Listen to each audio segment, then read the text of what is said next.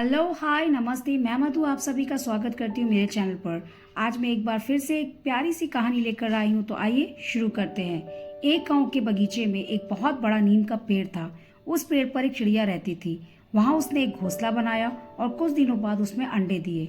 थोड़े दिनों बाद उन अंडों से चूजे निकले। यह देखकर चिड़िया बहुत खुश हो गई। अब हर रोज चिड़िया अपने बच्चों के लिए खाना ढूंढने जाती और शाम होते ही वापस अपने घोंसले में आ जाती। इस तरह चिड़िया बड़े प्यार से अपने बच्चों की देखभाल करने लगी। उस पेड़ के नीचे एक चबूतरा भी बना हुआ था और घोंसले की सारी गंदगी नीचे उस चबूतरे पर आकर गिरती रहती।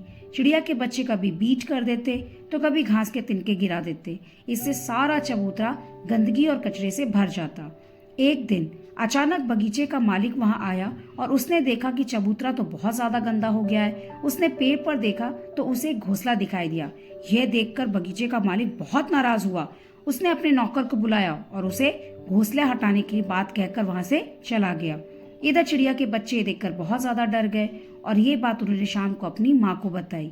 तो चिड़िया ने कहा, डरो मत बच्चों, मौज से रहो। कुछ दिनों तक ऐसे ही चलता रहा। अब चिड़िया के बच्चे थोड़े बड़े हो चुके थे।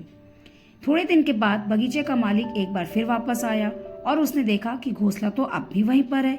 इस बार उसने अपने बेटे को बुलाया और उसे घोंसला हटाने की बात कहकर चला गया। चिड़िया के बच्चे ये देखकर फिर बहुत ज्यादा डर गए और शाम को जब माँ घर आई तो उन्होंने वो सारी बात अपनी माँ को बताई। तो चिड़िया ने कहा, डरो मत बच्चों, मौज से रहो, कुछ नहीं होगा। इस तरह दिन बीतते गए और अब तक चिड़िया के बच्चे थोड़ा थोड़ा उड़ना सीख चुके थे। थोड़े दिन गुजरने के बाद बगीचे का मालिक एक बार फिर वापस आया। अब वो पहले से काफी ज्यादा गुस्से में था जब उसने देखा कि ना तो वहां कोई किसी ने सफाई की है और ना ही ये घोंसला हटाया गया है अभी तक।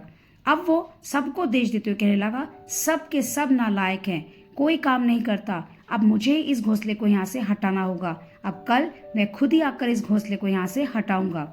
इधर चिड़िया के बच्चे ने यह देखकर फिर से घबरा गए। शाम को जब चिड़िया घर आई तो बच्चों ने उसे सारी बातें बताई। ये सुनकर चिड़िया घबरा गई और कहने लगी, बच्चों अब कल सुबह होते ही हमें यहाँ से जाना होगा, तुम तैयार रहना।